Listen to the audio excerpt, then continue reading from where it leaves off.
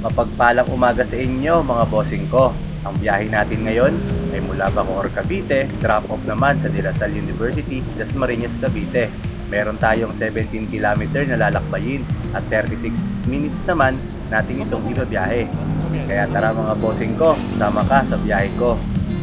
Pero alam nyo ba mga bossing ko, ito ang isa sa maganda bilang MC Taxi Rider. Yung katabi mo lang mismo yung nag-book, hindi ka nalalayo sa pick-up location. Pero ito, medyo masama na naman ang panahon, kaya kailangan magsuot na kami ng pasahero ko ng kapote para hindi na kami hihinto-hinto kung sakaling lumakas ang ulan. Kaya sa lahat na nasa biyahe dyan mga bossing ko, mag-ingat po kayong lahat at palaging magpasalamat sa itaas sa pag-iingat na binibigay sa atin. Let's go mga bossing ko, keep safe everyone. Parang nakita kong nahihirapan ng pasahero natin sa pagsuot ng kapote, kaya tutulungan natin ito para komportable ito sa kanyang pag-upo. At syempre, iaalok din natin yung bag niya ilagay sa ating box para naman komportable rin lalo ang kanyang upo.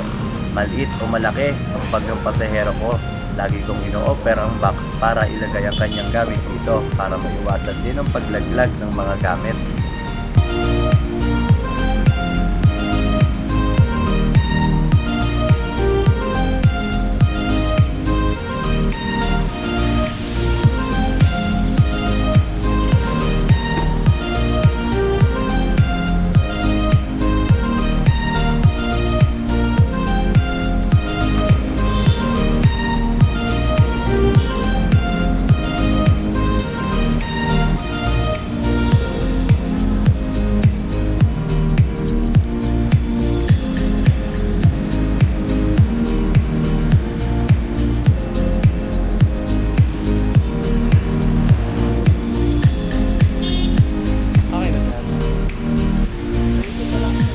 Paalala lang mga bossing ko, kapag ang kapote ng inyong pasahero ay Batman type, palagi inyong titingnan yung nasa bandang likod ng kapote.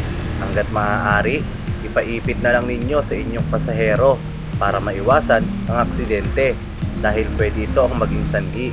Dahil bakit kamo? Dahil ang kapote sa likod, kapag nakalaylay, pwede itong umikot sa gulong na maging dahilan ng inyong pagsemplang o pag-aksidente.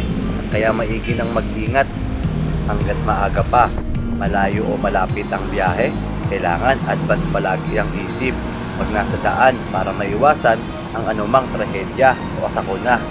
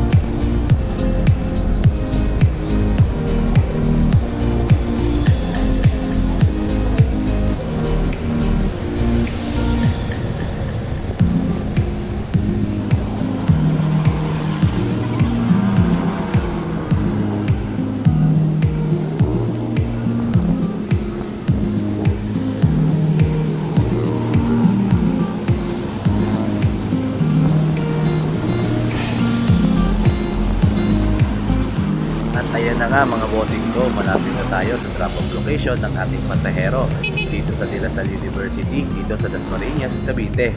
At syempre, paalala lang uli mga bossing ko sa kapwa ko, MC Taxi Rider, na kapag magbababa kayo ng pasahero dito sa lugar na to, Make sure lang na huwag kayo sa tapat ng entrance ng estudyante magbababa.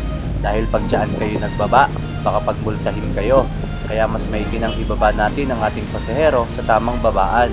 Dahil hindi naman ito nalalayo sa gate entrance nila. Kaya muli mga bossing ko, huwag kakalimutan mag-follow, react sa video to, at comment ka na din kung gusto mong magpa-shoutout. Para sa susunod na video, isa-shoutout kita. Peace out mga bossing ko. Kita-kits sa susunod nating video. Let's grow!